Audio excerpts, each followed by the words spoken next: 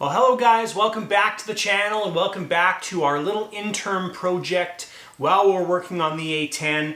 This is a Global Jets. I'm not sure who the manufacturer is of the kit, but this is an older kit. It's an F-18, I believe it's like an 8th scale and or somewhere in that range, but we're doing some final setups on this kit. New turbine install and some cool things on this kit. So stay tuned and we will get into the modifications on this aircraft.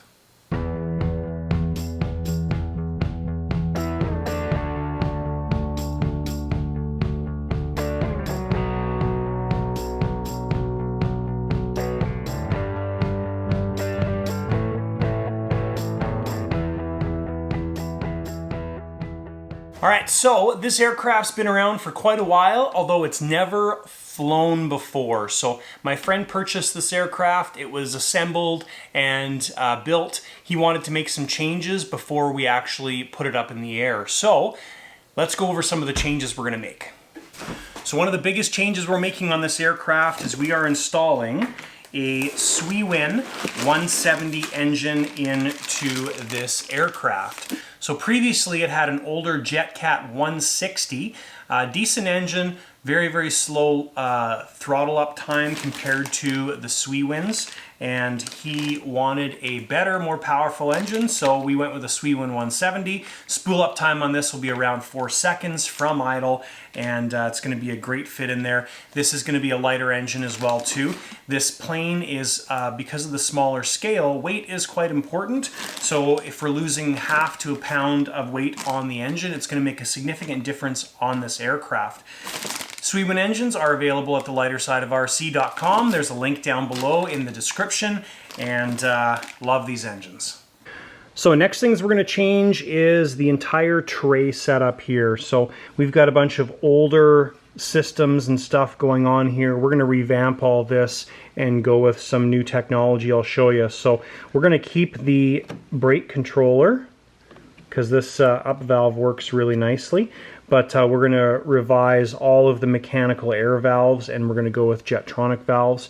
So we need to make a bunch of changes in this section. That's really some of the biggest work is going to be in this section. Now the struggle with this section is when we put the cockpit in, like that, there is basically zero clearance in this area. So we're going to have to do some thinking and revising of this. That's kind of one of the big things we have to deal with. Second thing is buried underneath the main tank. I don't know if I'll be able to show you. Oh, there we go. So you can see it there.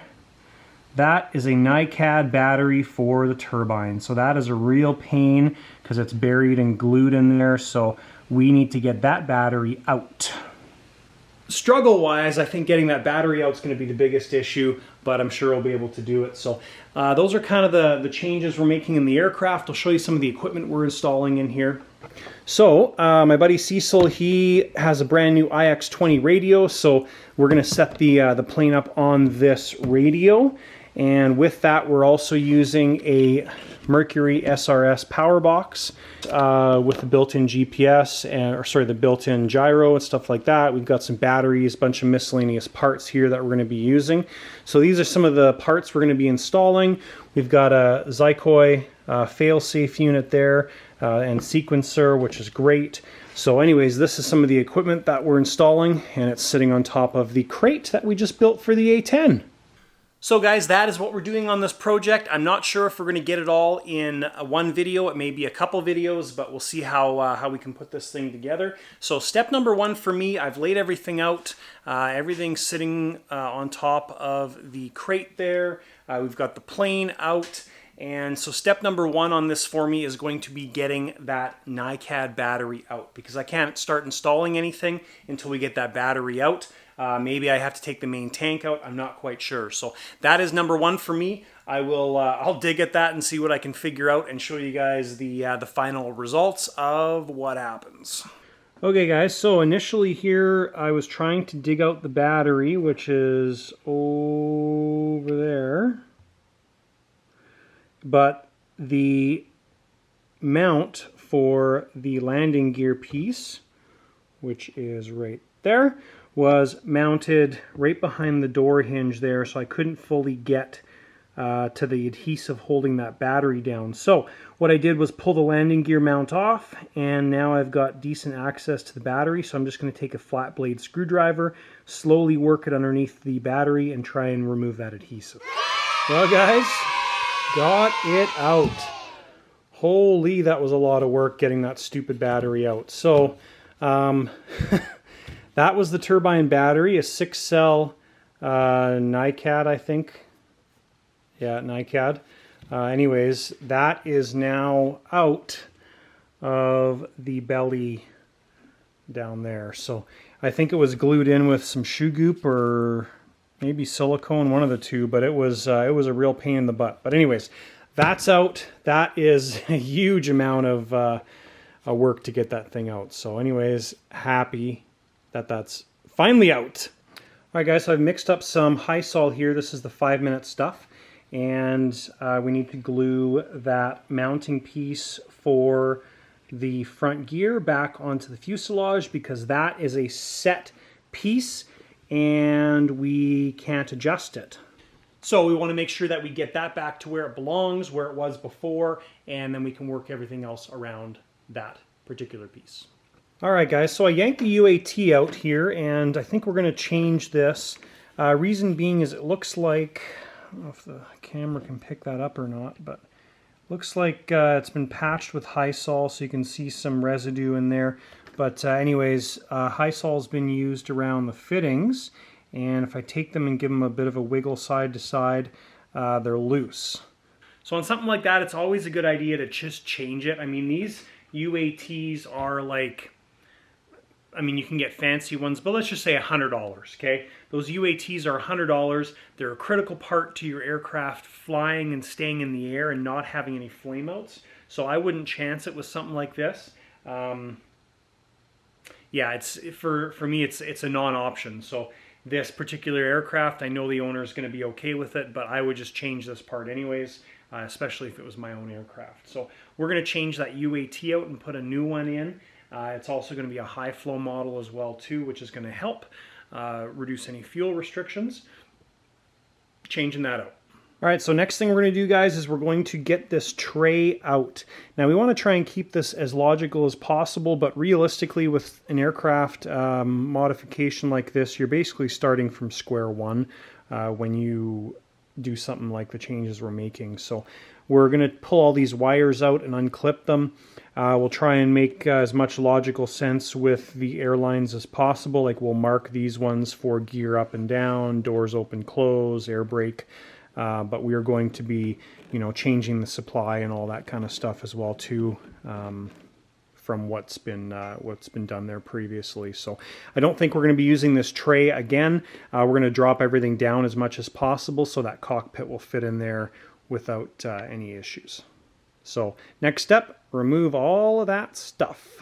All right guys, so with the tray removed, we now have a jumbled mess of tubes and wires. So fortunately, I know what I'm doing, but basically when you're dealing with something like this, all you're really doing is treating each system in the plane first. So, you know, we've got gear systems, we've got multiple things happening in the gear system, we've got the power system and all that. So if you break things down to systems, it becomes quite a bit more simple. So, and then I might put another tray up front here where we've got room in the cockpit to mount all the air pieces. And so anyways, we'll see what happens, but that's kind of the initial plan here in my brain. All right guys, well, I spent a little while here, a couple hours, just kind of playing around with equipment layout and stuff. So just kind of messing with things, getting things lined up. And that's kind of what I do for a lot of my builds. And anyways, so kind of got some stuff figured out. We'll dive more into that though. So I've been programming the power box setup with the channel layout and everything. So pretty straightforward. I'm not going to cover that specifically, but basically setting up the IX20 with a brand new model, and then doing the channel input layout into the power box. So now this is our layout for all of our inputs on the power box. So we've got all of our letters there laid out with all of our different channels, and we're pretty much done with the radio programming for now. We do have all the kind of minor things to do, like timers and things like that, but the gist of our programming on the radio is complete. All right, guys, so one of the challenges we have on an aircraft like this is just space. That's really the struggle with these F-18s, F-15s, is it just comes down to finding space for your stuff. So I'm just playing with this paper and trying to do a plate up front here where we can mount the air stuff, the support equipment. This entire area here is the cockpit tub, but we do have a little bit of space down below, so we may be using that for like the Zykoy fail-safe and sequencer. That's a good area for that. So what I'm thinking about doing in the back there is we need to come up with a UAT mount. The fuel pump is right there, and I think that's going to work out good because then we can just do a little loop right to the UAT. So we've got to do a fuel pump mount there. So that's kind of one of the things I'm thinking about. And once we do that, we've got to deal with the leg strut piece there that is kind of in the way that will catch stuff. I'm going to probably do a mount right here for our power box Mercury that we're installing right there. So that's kind of my initial thoughts on this front section. We're going to put the ECU or the data relay module in the front here so it's close to the fuel pump. And then I did this cardboard mock-up here, so if we do the tray setup here, that gives us lots of room to mount the data terminal, something like that. We're going to add 60 millimeters onto this, so it's going to come out kind of the front of the intake right here, and that'll allow us to have room to mount our on-off valves and such. So that's kind of my initial thoughts on what we're doing. Other thing I did was cut some pieces to make a battery mount. So we're just going to glue these onto the side of the front of the fuselage, and that lets us put a Velcro strap underneath there and through. And where we're going to put those is right on the side of the front servo area there, so we can put our A123 or Life batteries right on that area. So we're going to have one on one side, one on the other side.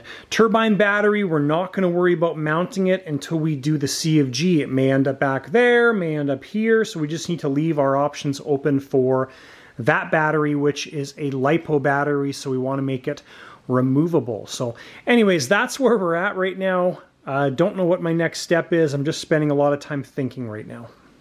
Alright, so I like to make my trays out of this ABS carbon plastic stuff. It's just ABS or plastic, and it looks like carbon, so it's a nice finish. But what I'll generally do is it's pretty flexible to mount anything to it, so I like to glue it onto some plywood. So we're just gluing it onto some 3/32 plywood. Alright, so what I do to glue these together, guys, is I use spray adhesive. I use whatever I have on hand, this Permatex stuff. I also have a bunch of number 77 3M adhesive that works really well too. So you spray both sides with a couple coats of this, let it dry so it's not wet anymore, and then basically just stick it together. So that's what we're going to do on this one. And the other thing we're going to do is get all of our gluing now completed. So we've got our mounts for the batteries, 2 of those.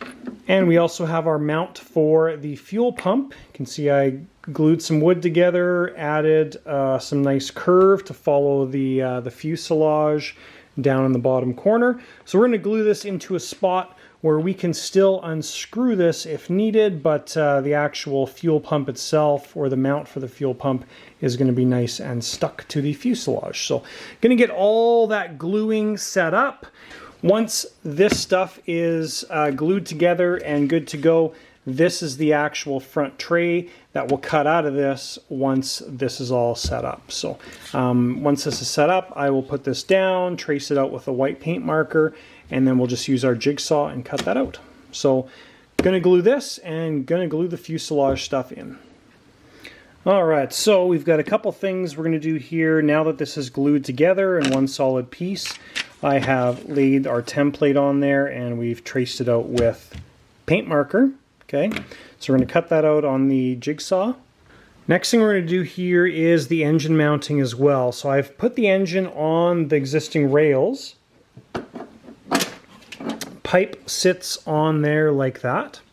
And because we had a JetCat engine in here before, the JetCat engines require the rails to be lifted up compared to most other engines.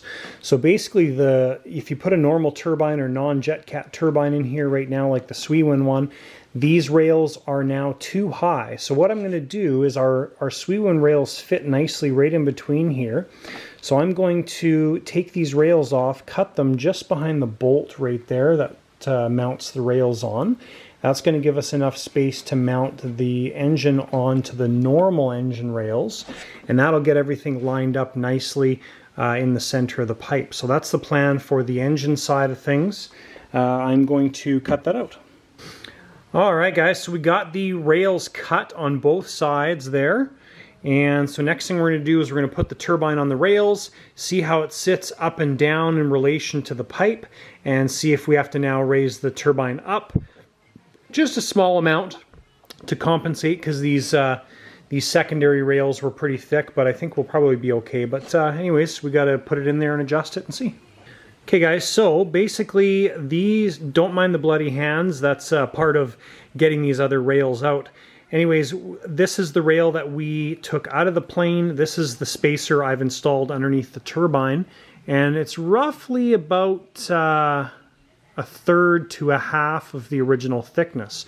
So now when I look down the tailpipe and I'm looking at this diagram, we're basically perfectly spaced now with the turbine cone against that circle, bolts against the circle, so it looks like that's exactly what I needed to get that turbine installed properly.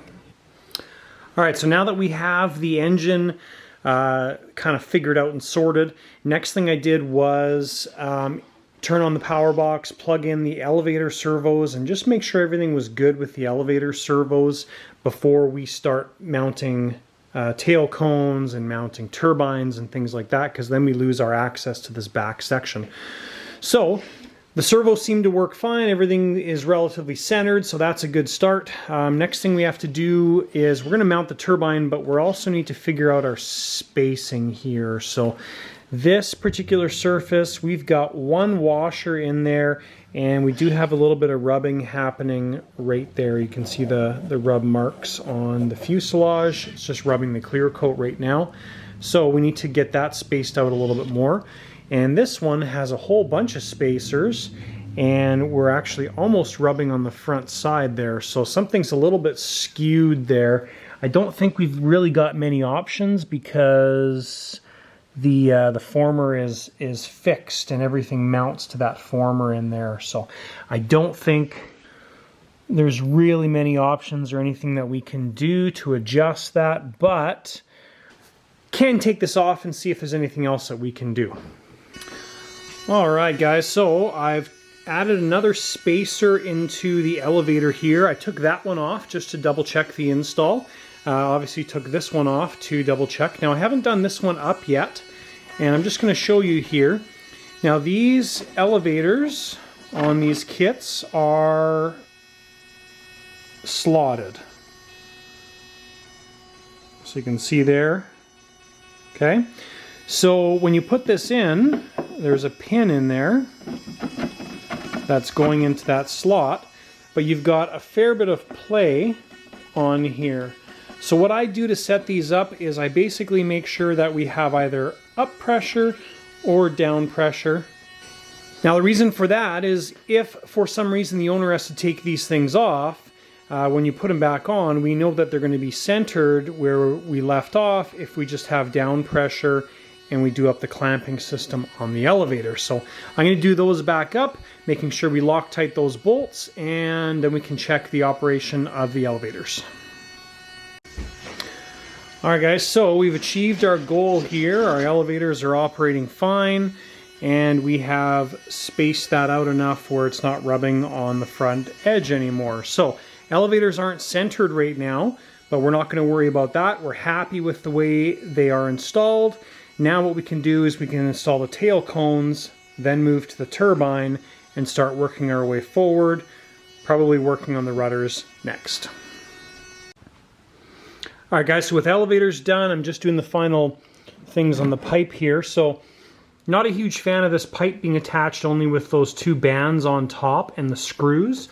So what I did was cut out a piece of plywood here, and I'm just going to slip this underneath the bell mouth like that. And then what we can do is glue the piece of plywood to the bottom of the fuselage, put a screw through the bell mouth, and that will ensure that that pipe doesn't go anywhere. And then our bands here are kind of holding it from going side to side as well too. So I'm just going to glue that in, get that done, and then we can work on getting the turbine bolted down.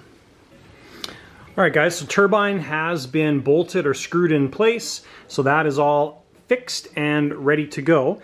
Now the tray or plate that we're putting in this area right here, I have cut these two pieces out, applied spray glue, and if you've never used spray glue before, this is kind of what you're looking for. So it's just slightly tacky, but it's not wet, right? It's kind of like contact cement if you've ever used it before.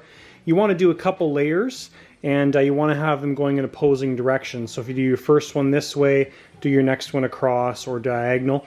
And I've done 2 layers on each of these items, and now I'll just flip it over, glue it together, squish it down, and then this piece is ready to be installed in the aircraft. Alright guys, next thing we're doing is fastening the tail cones. Now we're going to use 3 screws on the outside of each tail cone, kind of on the side, on the bottom, so they're going to be very well hidden. Now this brings up a great opportunity to throw a little plug in here for rtlfasteners.com. Now RTL Fasteners, you can get amazing packages, individual screws, tons of different things. A while ago I got 2 packages from RTL Fasteners, and I've partnered up with them to offer you guys a discount on your orders. So if you use the discount code JV30, it'll be listed down below, and there's a link to their website listed down below. You will get 30% off your order. Now there is a minimum order, I think it's $25 or $30, but they've got amazing kits, guys, and we're going to be using the screws right there, the small little Phillips screws, which are perfect. They're amazing little items. So when you buy the kits, they come with these nice boxes, organizing boxes, just awesome stuff. I've talked about them before, but if you guys have never checked out RTL Fasteners, please check them out. If you are a reoccurring customer or you order from them a lot, don't forget to use the discount code JV30. Save yourself 30% off your next order. Thanks. Let's get these tail cones mounted. All right, so you can see there what I've done. So I have just simply drilled a hole, put a screw in that outside. I'll do another one here. Obviously, we're going to do a matching one on the other cone, and then we'll do one from down below. It doesn't really need a whole lot to hold those cones on. We could glue them on, but it is nice to be able to take these things off.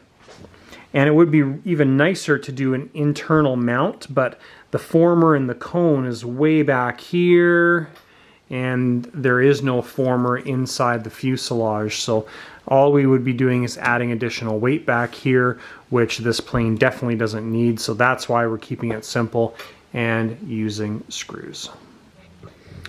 All right, so our tray is all done. So what I did was the tray was installed like you guys saw it before in the plane.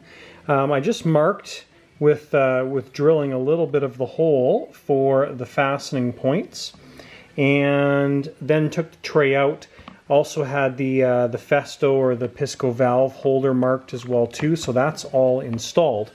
So our actual mounting screws, what I've done is cut those off, taken them to my bench grinder and sanded them down a little bit and put just a bit of a point on them. Now the reason for that is when this tray is sitting in the aircraft, its fastening points are right above the saddle tank. So we don't want any of those screws puncturing the saddle tanks. That's why we've trimmed them off. Now the fastening system for the valve holder, all I did was use the drill template guides that come with these valve holders and got that all laid out, put my screws through and just cut it off with some side cutters, and that's just sitting over top of the ductwork here, so no issues there. So I'm going to get this installed in the aircraft, and the rear of the aircraft is very close to being done. Alright guys, so there is the tray installed, the GSU's there, the on-off valve. We put the filter right before the valve, and that worked out really nice. So generally I would tie wire all my connections, but the barbs on these Sweewind filters are extremely aggressive, so I haven't found a need to tie wire or safety wire those, but we've got a nice short little run right to the engine. Looks phenomenal. Alright guys, I think that is going to be the end of this particular amount of stuff we're doing to this aircraft. We are made pretty good progress, about 50% done already, and the rest of the stuff that we have to do is essentially in the entire front end. So I think we're going to break this video or this series up into 2 videos. So obviously this is video number 1. Video number 2 should be coming out probably next. Don't worry, we have not forgot about the A10. The A10 is right there, and it will continue once we are done with this F-18. So, a few things, guys. We've got some really cool builds coming. Now that we're getting into the winter season, it is getting into build season, and there's lots of clients' planes that are en route, and we're just waiting for them to show up. And of course, we have the Huracan build as well, too, for myself. So, there is 7 very cool aircraft coming in the next 6 to 8 months, depending on how quickly we can get these things built. So thanks guys for watching. We will continue this setup and revamp of this Global Jets F-18, Jet Legend F-18, and we'll see you in the next video. Thank you for watching. Don't forget to give the video a thumbs up. Hit that subscribe button if you are not a subscriber already. It's free to do so, doesn't cost you anything, and you get notified when I release new videos. Thanks guys, we'll see you next time.